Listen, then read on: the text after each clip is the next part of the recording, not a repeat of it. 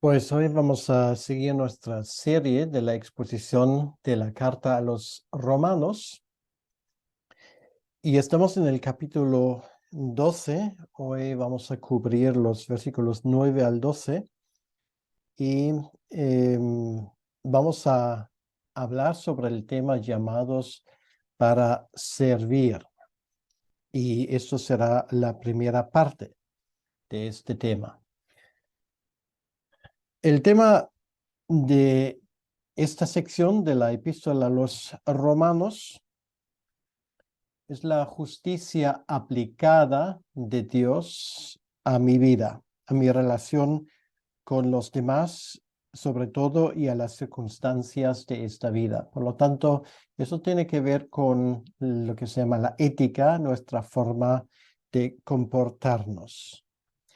Dijo Hudson Taylor, el famoso misionero a China, en una ocasión: si tu esposo, tu esposa, tu padre o tu madre, tu hermano o tu hermana, y hasta tu perro o tu gato no están más felices en tu casa porque eres creyente, entonces existe la duda si lo eres de verdad. Pues precisamente de esto vamos a hablar en este pasaje. Es bastante famoso también la historia de Gordon Maxwell, que era uno de los primeros misioneros a la India. En una ocasión, él pidió un lugareño de enseñarle el idioma local, y este hombre lo rechazó y dijo: no lo haré. Me vas a convertir en un cristiano, dijo. Gordon Maxwell le respondió: no lo entiendes, te pido que me enseñes tu idioma, nada más. Y el hindú le responde: no, señor, lo entiendo perfectamente, pero es imposible vivir con usted y no convertirse al cristianismo. Pues obviamente de esta fuerza de nuestra fe, que bebe de las fuentes inagotables de la gracia de Dios, estamos hablando en esta mañana. Todo empieza con la entrega de nuestra vida entera al Señor, y esto es lo que vimos en los primeros dos versículos de ese capítulo. Y entonces esta vida empieza a convertirse poco a poco en una flor hermosa que llama la atención entre las espinas que hay en este mundo. Luego vimos a partir del versículo 3 hasta el versículo 8 cómo servimos en humildad en el cuerpo de Cristo. Hemos hablado en ese contexto de la unidad, pero no de la uniformidad del cuerpo de Cristo, que no es lo mismo, puesto que cada uno de nosotros ha recibido uno o varios dones con los cuales servimos al Señor. Los mandamientos y consejos y principios que siguen a continuación hablan del amor cristiano que se hace concreto. Por lo tanto, vamos a hablar de cosas muy concretas ahora. Vamos a escuchar el texto de Romanos 12, 9 al 12, y todo bajo este lema: llamados para servir. Dice el versículo 9: el amor sea sin fingimiento, aborrecer lo malo, seguir lo bueno. Amaos los unos a los otros con amor fraternal. En cuanto a honra, prefiriéndoos los unos a los otros. En lo que requiere diligencia, no perezosos, fervientes en espíritu, sirviendo al Señor. Gozosos en la esperanza, sufridos en la tribulación, constantes en la oración. Hasta aquí la palabra de Dios. Señor, te damos las gracias por poder abrir tu palabra, por estudiarla. Ayúdanos a entender lo que nos quieres decir a través de este versículo y haz que nuestros corazones estén abiertos para recibir de tu parte. Te lo pedimos en tu nombre, Señor. Amén.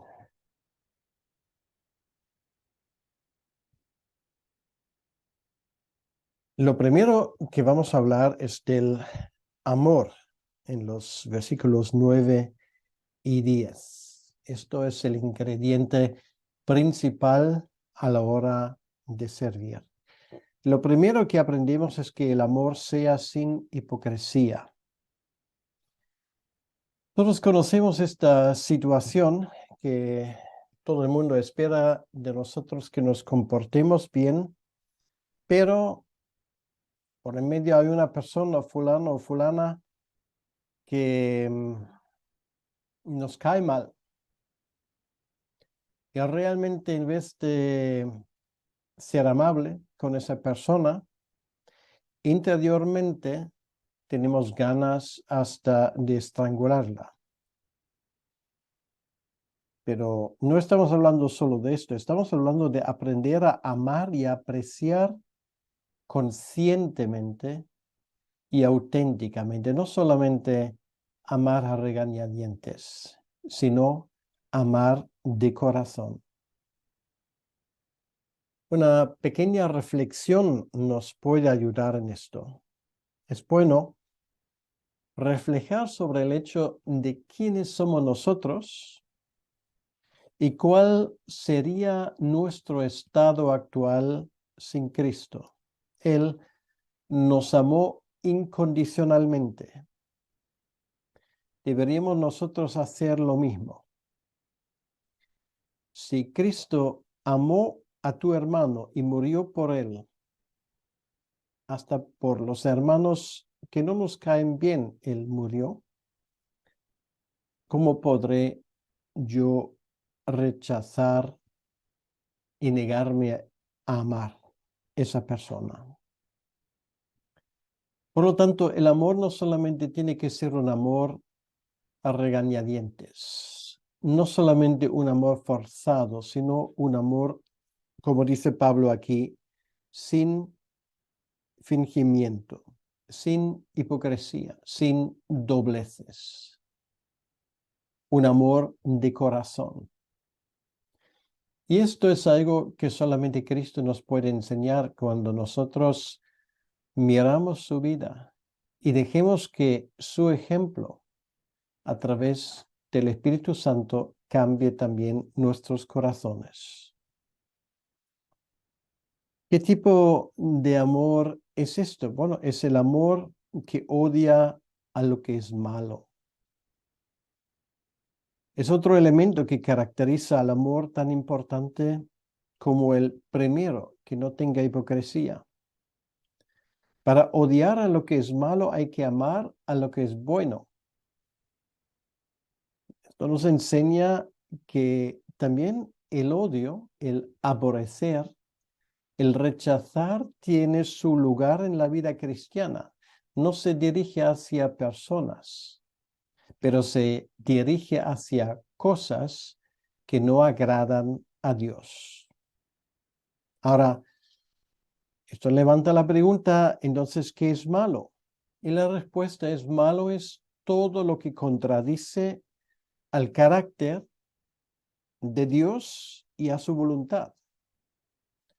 Por eso esa famosa pregunta es una pregunta muy acertada. Y la pregunta es la siguiente: ante la duda, ¿qué haría Cristo? ¿Quería Cristo esto, lo que yo acabo de decir? Él se acercaría a tal sitio, él haría esas cosas. Entonces, con este filtro, previamente vamos a evitar caer en algunos de los errores más comunes. Entonces, cuidado con una imagen de Cristo que no concuerda con la realidad, porque si yo me pregunto, ¿haría Cristo esto? Entonces hace falta que yo sé cómo actuaría Cristo, y esto requiere que yo conozca su carácter, su forma de ser, sus principios, lo que realmente le llevó a hacer las cosas que él hizo, y esto me ayuda a la hora de la verdad. Y esto solamente aprendo a través de los evangelios. Cierto, Cristo no era solamente el tío bonachón que muchas veces se nos presenta en las películas. Cristo hizo cosas sorprendentes. Por ejemplo, él se codeaba con la mujer samaritana, con una mujer adúltera, bueno, de hecho con varias. Él no rechazó a Pedro después de haberle negado 3 veces, pero también les echó una bronca soberana a los fariseos, evacuó a los mercaderes a patadas del templo. Bueno, a patadas no lo sé, pero a latigazos, eso seguro. Llamó en otra ocasión a Pedro Satanás, etc. Quiere decir que cuando lo que es malo impide que la voluntad de Dios sea hecha, hay que odiarlo, hay que rechazarlo, hay que poner tierra por en medio. Mentir es siempre malo, calumniar es siempre malo. Saber lo que hay que hacer y no hacerlo es siempre malo. A veces las cosas son realmente tan sencillas. Sí, podemos comprenderlo y explicarlo psicológicamente, porque algo lo que Dios ha prohibido, a mí me gustaría hacerlo y al final lo hago, pero esto sigue siendo malo. Y la Biblia dice simplemente que no debemos de hacerlo. Aborreced lo malo, lo que va en contra del carácter, y los intereses de Dios. Lo veremos en nuestra sociedad actual. La persona criminal que comete un delito va a encontrar siempre un psicólogo dispuesto a explicar que realmente esa persona no tiene la culpa, sino fue la niñez dura que ha tenido, fue un pronto, fue hacerlo sin querer, fue porque las circunstancias de su vida en sociedad le obligaron a esto, etcétera, etcétera, etcétera. O si no, se alega simplemente un desequilibrio mental. En un tiempo donde lo malo es llamado bueno y lo bueno malo, tenemos los cristianos una responsabilidad especial de ser claros en nuestras opiniones y decisiones. Nosotros vamos a seguir a lo que Dios ha prohibido pecado, y lo que a Dios permitido, eso lo abrazamos. Nos da igual si el mundo, como ocurre en nuestros días, hace justo lo contrario. Eleva a los altares lo que Dios ha prohibido y prohíbe en muchos casos aquello que Dios ha mandado. En esto somos llamados a la resistencia. No vamos a aceptar ni por un momento que la ética del mundo, del antropocentrismo humanista, nos dicte la pauta a la cual hemos de seguir. En esto somos llamados también a estar dispuestos a sufrir si hace falta. Y esto quiere decir que no hay amor aparte de la ley, porque es la ley que refleja el carácter de Dios y lo que nos dice lo que debemos de hacer y lo que no debemos de hacer. El amor de Dios se demuestra en su odio al pecado. Amor de Dios no quiere decir que siempre apreciamos todo. No apreciamos todo. Hay cosas que no apreciamos. y mucho más. Hay cosas que nosotros rechazamos, que lo odiamos en este sentido. Odiar no por definición es algo malo cuando se dirige a lo que realmente debemos de odiar, porque Dios odia a todo lo que va en contra de su voluntad y su carácter. Y es precisamente por esa razón que Cristo tenía que morir en la cruz. Amor y justicia vimos una y otra vez en la vida de Jesucristo. Y muchas veces ese amor no fue correspondido, no solamente muchas veces, sino en la gran mayoría de las veces. Pero tampoco debemos de olvidar lo positivo. Tenemos que aborrecer lo malo y seguir lo bueno. ¿Qué es bueno? Bueno, de la misma manera podemos decir, bueno es todo lo que refleja el carácter de Dios, todo lo que Él ha mandado. Esto hay que procurar seguirlo activamente. Por lo tanto, el cristiano siempre es luchador por el bien, y el bien, una vez más, no es lo que el mundo llama bien. Bien es lo que Dios llama bien. Y bien es aquello que vemos de una forma muy clara reflejado en las Escrituras en cuanto a la actuación de nuestro Dios. Cualquier cosa que obstaculiza mi visión de Cristo, o quita mis ganas de estudiar la Biblia, o debilita mi vida de oración, o me impide a servir a Cristo, esto la debo quitar de mi vida. No podemos seguir a los señores. Y por lo tanto, hay que procurar de forma activa a seguir lo que es bueno. Y la Biblia nos dice en tantas ocasiones lo que a Dios le gusta que nosotros hagamos. Odiar a lo que es malo y seguir a lo que es bueno ha caracterizado a nuestro Señor continuamente. Y por lo tanto, Él nos sirve de ejemplo. En esta ocasión, una vez más, es un aliciente de estudiar los evangelios, la vida de nuestro Señor Jesucristo para aprender de Él. Y este amor del cual se habla aquí se pone al servicio de los demás. Es un amor que sirve. De esto sobre todo habla el versículo 10. Y esto es muy importante. Habla de un principio que es algo auténticamente cristiano que el mundo no se conoce. Jesucristo mismo habla de ello. Los señores de este mundo se señorean sobre sus súbditos, sobre aquellos que están en el ranking social debajo de ellos. En el reino de Dios hay otro principio. Es el principio de servir con humildad. ¿Quieres ser grande en el reino de Dios? Bien.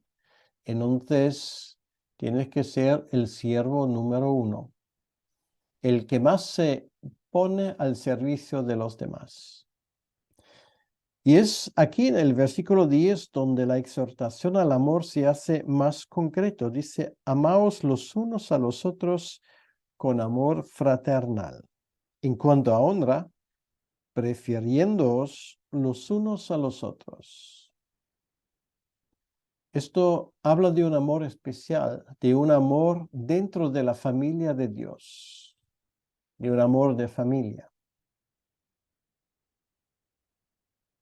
Jesucristo habla de estas relaciones, por ejemplo, en el capítulo 12 de Mateo. Voy a citar de Mateo, capítulo 12, los versículos 46 al 50. Dice así. Mientras él aún hablaba a la gente, he aquí su madre y sus hermanos estaban afuera y le querían hablar. Y le dijo uno, he aquí tu madre y tu hermano, tus hermanos están fuera y te quieren hablar. Respondiendo él al que le decía esto, dijo, ¿quién es mi madre? ¿Y quiénes son mis hermanos? Y extendiendo su mano hacia sus discípulos, dijo: He aquí mi madre y mis hermanos, porque todo aquel que hace la voluntad de mi Padre, que está en los cielos, ese es mi hermano y hermana y madre. Esto habla de esa relación familiar y del amor que está incluido en esto. Como creyentes, estamos en una relación más estrecha con el Señor y con los unos y los otros que incluso con nuestros propios familiares que no profesan a Cristo, por ejemplo. Estamos vinculados más estrechamente con nuestros hermanos que tenemos al lado, que fueron redimidos por la misma sangre de Cristo, y con nuestros consanguíneos, con nuestra propia sangre, nuestros familiares. ¿Y cómo se hace concreto este amor? Pablo lo pone más claro. Y esto, cuidado, esto se dice pronto. Otra cosa es que se practique. La solución es estimar al otro como más importante que a uno mismo. Ahora, desde mi punto de vista, la visión cristiana es que todo el mundo es más importante que yo. Ahora, es fácil llevar el título siervo de todos. Es fácil dejarse titular siervo de Dios. Es otra cosa muy distinta actuar como un siervo de Dios. Mira a tu alrededor, el a tu lado o ella, el que está detrás de ti, tu vecino, tu compañero de trabajo, de estudios, y luego en tu iglesia, hasta aquella persona que normalmente no te atrae demasiado y evitas cruzar con ella. Todos ellos tienen una cosa en común, ¿sabes? Son más importantes que tú. El creyente maduro y humilde está contento cuando ve que su hermano y su hermana están bien. No conoce ese rencor, ese recelo, ese pensamiento de, mira, yo me merezco también algo de lo que se le conceda a esa persona. Llevando esa palabra a la práctica, considerar a los demás como más importantes que a uno mismo, las divisiones en las iglesias disminuirían casi al completo. Las querellas desaparecerían. Sirviendo a los demás, llegaríamos a ser los más bendecidos. Y esto es la otra cosa, porque te robas a ti mismo de una bendición muy grande si te tomas demasiado en serio. Dios te ha llamado no para que los demás te sirvan a ti, sino para que tú sirvas a los demás, y respectivamente, si te caen bien o no. Esto es la generosidad que debería caracterizar la vida cristiana. Y hablando ahora de cómo servir, encontramos una respuesta en el versículo 11. Y ese versículo 11 es un versículo realmente tremendo que tenemos aquí. Dice, en lo que requiere diligencia, no perezosos, fervientes en espíritu, sirviendo al Señor. Bueno, lo primero que aprendemos aquí es el tema de la diligencia. Ya, cuando hablamos de entrega al Señor, cómo servir a los demás, lo primero es la diligencia. Estamos en el contexto del sacrificio vivo de Romanos capítulo 12, versículo 1. Y Pablo ahora está, para decirlo así, deletreando lo que significa todo esto. Hay cristianos que se concentran completamente en su trabajo y su ministerio, meten toda su energía en ello.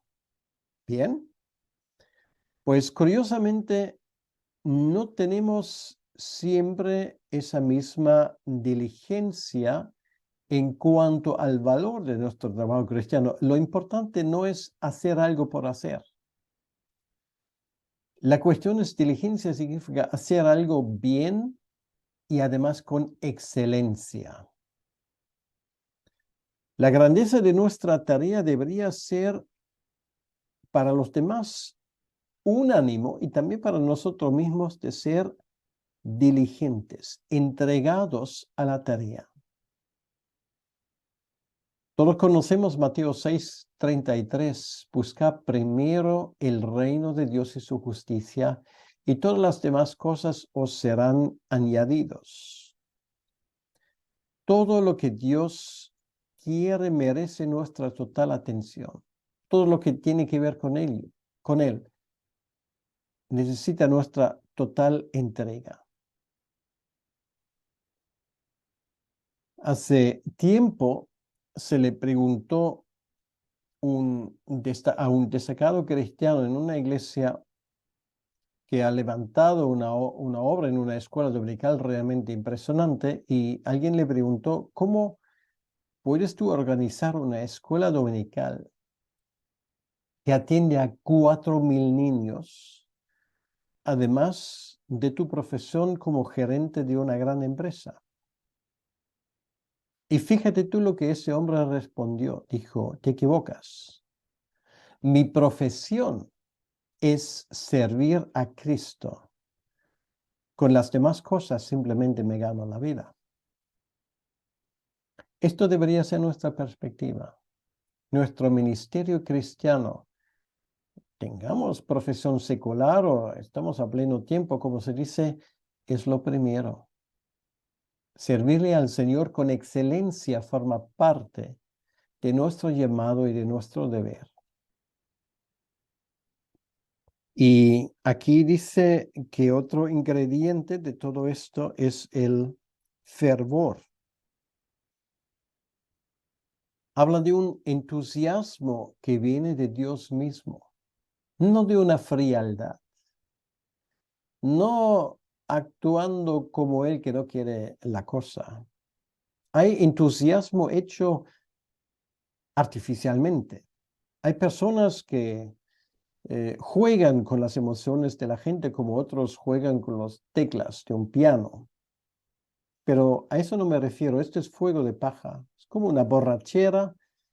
El día siguiente te levantas y el fervor del momento se fue. Esto no es fervor divino.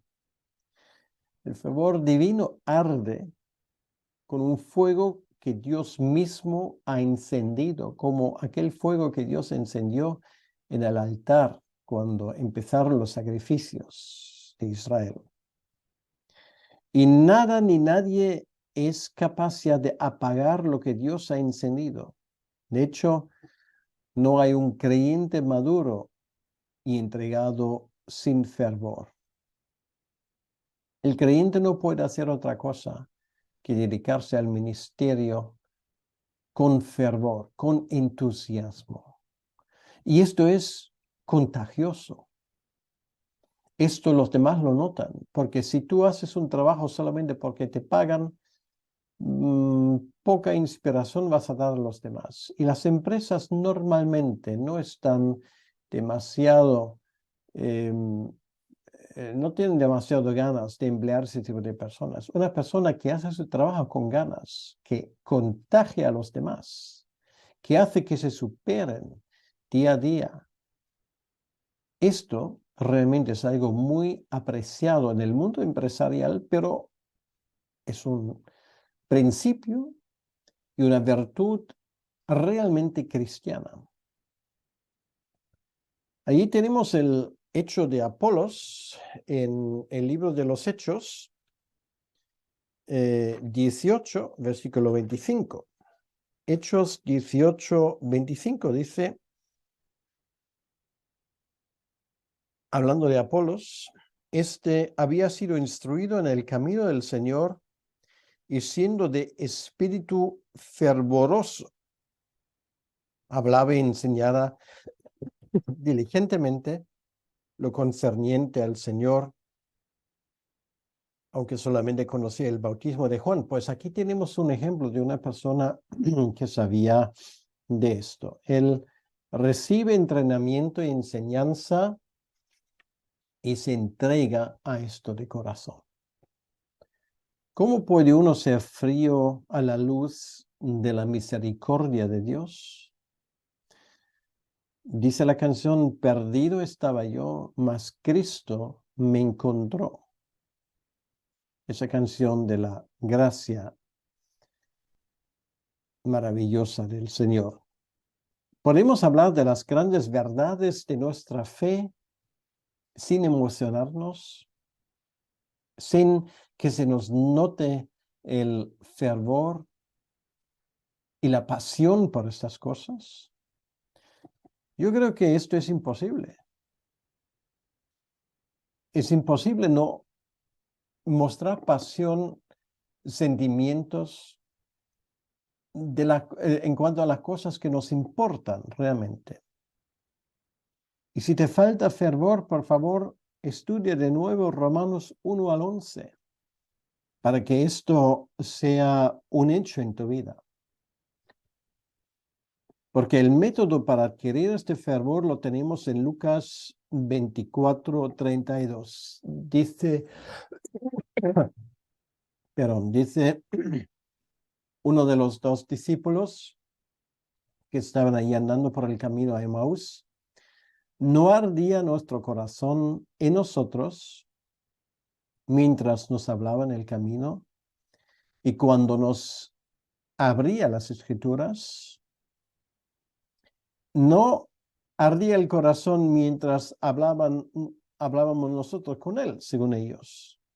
Es él que hablaba. Y por su palabra que él abre, es por su palabra que nuestro corazón empieza a arder. Cuando te das cuenta de lo que Cristo ha hecho por ti, lo que significa la riqueza de su redención. Yo recuerdo que cuando me preparaba para el examen de mitad en el seminario teológico, tenía que estudiar y saber de memoria el contenido de cada capítulo desde Génesis 1:1 hasta Segunda Reyes final. Y fue muy interesante cuando llegué a lo del Mar Rojo, por primera vez realmente era yo consciente de que el Dios que hizo este milagro tremendo del Mar Rojo era el mismo Dios que ahora me estaba cuidando a mí y mi vida. Que Dios nos dio un fervor que sale del fuego de la palabra de Dios. No podemos hablar del Evangelio, de lo que hizo nuestro Señor Jesucristo con un corazón frío y un corazón que no siente. Y nuestra entrega al Señor debería ser caracterizado por un tercer elemento, que es el de servicio. Y eso también es muy interesante y muy emocionante. Servimos al Señor de señores, quien querrá estar quien querrá estar en el consejo de accionistas del Banco de Santander si tenemos la oportunidad y el privilegio de servirle a él, el maestro. Estamos en el consejo de sus escogidos, de sus hijos. Y esto vale mucho más. Por eso dijo Spurgeon, si Dios te ha llamado a ser misionero, no te rebajas queriendo ser rey. No hay nada más noble, nada más recompensante, más satisfactorio para nosotros que servir a Jesucristo. Como le servimos al que no vemos, pues sirviendo a los que vemos, a nuestros hermanos, porque sirviéndoles a ellos, les serviremos a nuestro Señor. Tenemos una gran tarea por delante.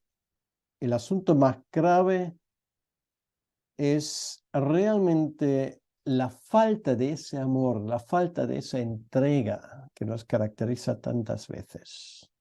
Hay muchas vidas por ganar, muchas almas por ganar, que de otro modo se pierden eternamente. El tiempo es breve. El enemigo es fuerte, pero mayor es aquel al que servimos. Durante la Segunda Guerra Mundial le llamaron a Winston Churchill para asumir el puesto de primer ministro del Reino Unido.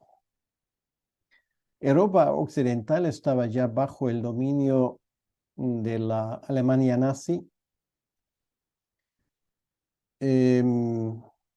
Las tropas, tanto franceses como ingleses, estaban concentrados en un pequeño puerto en el norte de Francia. No estaba seguro si podrían salir de allí. Luego estaba la posibilidad de una invasión de las Islas Británicas por manos de los nazis alemanes. Y es en esa situación cuando Churchill llama al Parlamento británico para comunicarles esa noticia. Y dijo lo siguiente, dijo, todo el mundo libre depende ahora del Reino Unido. Y después de una breve pausa añadió, señores, a mí personalmente me gusta esta idea. Podríamos decir lo mismo. Podríamos decir lo mismo, que mucho depende de ti, de tu entrega, de tu servicio, con la ayuda del Señor. Eso de servir al Señor con diligencia significa que para cualquier cristiano, que este servicio tiene que ser constante, ferviente, una entrega sin límites, en tu casa, en tu trabajo, entre tus amigos. Si dependemos del Señor, mucho depende de nosotros. Y una pregunta nos puede ayudar para servir mejor al Señor. Y esto es simplemente, ¿qué he hecho hoy para que la vida de mi hermano o de mi hermana que me ha tocado bendecir hoy sea un poco mejor? O puedes hacerte otra pregunta, ¿qué he hecho hoy que solo un creyente podría hacer? Cuando hablamos de amor, hablamos de la entrega. Y esto tiene que ser algo constante. Bien, aquí además se habla en el versículo 12 del gozo, gozosos en la esperanza. Lo primero es el gozo a la luz de nuestra esperanza. Gozo no es cuestión de nuestro temperamento, de nuestro carácter. Tampoco depende de las circunstancias. Nuestro gozo viene de la confianza. La fe viene de la promesa de Dios. Y estas promesas nos dicen que tenemos un Padre todopoderoso, el que nos cuida, Romanos 8, el que está con nosotros, Mateo 28, el que prepara una morada celestial, Juan 14. Si tenemos gozo, también podemos aguantar. Dice el versículo 12, sufridos en la tribulación. Vamos a necesitar mucha paciencia en este mundo. Llevamos la marca de Cristo. Y Cristo tiene muchos enemigos en este mundo. De hecho, la guerra que el diablo tiene con nosotros es simplemente una continuación de su guerra contra Dios. Sin embargo, el Señor nos promete paz en medio de esas luchas. El Señor dice en Juan 16:33, estas cosas os he hablado para que en mí tengáis paz. En el mundo tendréis aflicción, pero confiad, yo he vencido al mundo. ¿Y cómo aprendimos a aguantar y a tener paciencia? Pues la solución es orando. Orando confiamos en Dios y dejamos las cargas en Él. Dice, constantes en oración al final del versículo 12. La oración se aprende no leyendo libros sobre la oración, sino orando. El que sabe confiar sus problemas a Dios puede ver la vida con tranquilidad y paciencia. Me atrevo a decir lo siguiente, muéstrame una persona impaciente y te mostraré una persona que no ora suficientemente, que no pasa suficiente tiempo en oración con nuestro Señor. Pues estos son algunas de las características que realmente tienen que ver con la entrega, con el servicio cristiano. Por lo tanto, justificados por la sangre de Cristo, estamos ahora libres para vivir una vida nueva. Henry Stanley, aquel hombre que buscó a Livingstone, el gran misionero en África, y vivió con él durante algún tiempo, escribe lo siguiente en un libro que escribió sobre ese tema. Me fui a África como el ateo más convencido de Londres, pero a lo largo de mi viaje tenía mucho tiempo para reflexionar. Vi a este hombre, Livingstone, solitario, y me pregunté, ¿qué hace aquí en medio de la jungla? ¿Qué es lo que le inspira? Luego me di cuenta que él lleva a cabo todo lo que la Biblia enseña, observando su piedad, su gentileza, su entrega, cómo lleva a cabo sus asuntos. El Señor me convirtió a través de él, aunque él ni siquiera intentaba hacerlo. Que el Señor nos ayude a vivir y a presentar el sacrificio del cual habla en el versículo 1 en estos términos que nos dicen estos versículos que hemos estudiado hoy. Esto es mi oración. Son muy prácticos. Y espero que el Señor te haya hablado a ti. A mí ya me ha hablado. Y realmente debo de reflexionar más sobre esas cosas. Esto es lo que dije ahora, pues lo quería compartir contigo. Y espero que también el Señor lo use en tu vida. Servirle al Señor vale la pena. Servirle al Señor de corazón vale aún más la pena. Que Dios te bendiga. Vamos a orar. Señor, nuestro Dios, queremos darte las gracias por estos versículos preciosos que hablan de algunas de nuestras experiencias como cristianos. Y te pedimos que tú nos ayudes a entender lo que nos quieres decir.